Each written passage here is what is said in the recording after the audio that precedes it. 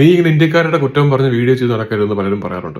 പക്ഷെ പലതും കാണുമ്പോഴല്ലോ വീഡിയോ ചെയ്യാൻ അല്ലെങ്കിൽ പറയാതിരിക്കാൻ പറ്റുന്നില്ല. നമ്മുടെ ചില ഇന്ത്യക്കാർക്ക് ഒരു വൃത്തിയുടെ സ്വഭാവമുണ്ട്.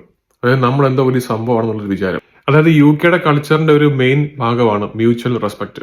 അതായത് പരസ്പര ബഹുമാനം. ഇവിടുത്തെ ആളുകൾ ഏറ്റവും കൂടുതൽ യൂസ് ചെയ്യുന്ന രണ്ട് വാക്കായിരിക്കും സോറിയും പ്ലീസും. അപ്പൊ ഇതൊന്നും അറിയാതെ നാട്ടിൽ നിന്ന് കുറെ പേര് കെട്ടിയെടുക്കും. ഞാൻ എന്തോ വലിയ രാജാവാണെന്ന് പറഞ്ഞ് ഇവിടെ കെട്ടിയെടുക്കും. പ്രത്യേകിച്ച് കുറച്ച് പൈസയൊക്കെ ഉള്ള ആളുകളാണെങ്കിൽ ഇവിടെ വന്നു കഴിഞ്ഞാൽ അവർക്ക് എന്തോ പ്രിവിലേജ് വേണം. ഒരു ഹോട്ടലിൽ ചെന്ന് കഴിഞ്ഞാൽ ആ ഹോട്ടലിലെ ഫ്രണ്ട് ഓഫീസ് വർക്ക് ചെയ്യുന്ന സ്റ്റാഫ്, കിച്ചൺ സ്റ്റാഫ് ആണെങ്കിലും റൂം ക്ലീൻ ചെയ്യാൻ വരുന്ന ഹൗസ് കീപ്പിംഗ് സ്റ്റാഫ് ആണെങ്കിലും ക്ലീനിങ് സ്റ്റാഫ് ആണെങ്കിലും എല്ലാവർക്കും ഇവിടെ ഈക്വൽ ഇമ്പോർട്ടൻസ് ആണ്. എല്ലാവർക്കും ഈക്വൽ റെസ്പെക്ട് ആണ് ഇവിടെ. ആ ഒരു കമ്പനിയുടെ ജനറൽ മാനേജറും ഇനി അതിന്റെ മുകളിൽ CEO പോലും പേരാ വിളിക്കുന്നത് ഇവിടെ.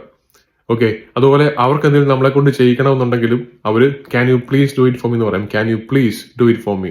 അതൊരു റെസ്പെക്ട് ആണ്, മ്യൂച്വൽ റെസ്പെക്ട് ആണ്. ഇപ്പൊ എവിടെയെങ്കിലും കാശ് കൊടുത്ത ഒരു നാട്ടിൽ നിന്ന് ടൂറിസ്റ്റായിട്ട് വന്നു കഴിഞ്ഞാൽ അവരുടെ വിചാരം അവിടുത്തെ സ്റ്റാഫുകളൊക്കെ അവരുടെ സെർവൻസ് ആണ്, അവിടെ ഫുഡ് കൊടുക്കുന്ന വെയിറ്റർ അവരുടെ സെർവൻസ് ആണ്. അപ്പൊ അങ്ങനത്തെ ഒരു രീതിയാണ്. അത് നമ്മുടെ നാട്ടിൽ ഇത്തരം ജോലികൾക്ക് ഒരു ഇമ്പോർട്ടൻസ് ഇല്ലാത്തതുകൊണ്ടാണ് ഇത്തരം ജോലികൾക്ക് ഒരു റെസ്പെക്ട് ആരും കൊടുക്കുന്നില്ല. ഓക്കെ, ഇപ്പൊ ഒരു ഹോട്ടലിലെ അവിടുത്തെ ജനറൽ മാനേജറുടെ മകളായിരിക്കും അവിടെ വെയിറ്റേഴ്സ് ആയിട്ട് വർക്ക് ചെയ്യുന്നത്. ബിക്കോസ് ആ ജോലിക്ക് ഇമ്പോർട്ടൻസ് ഉണ്ട് അവിടെ.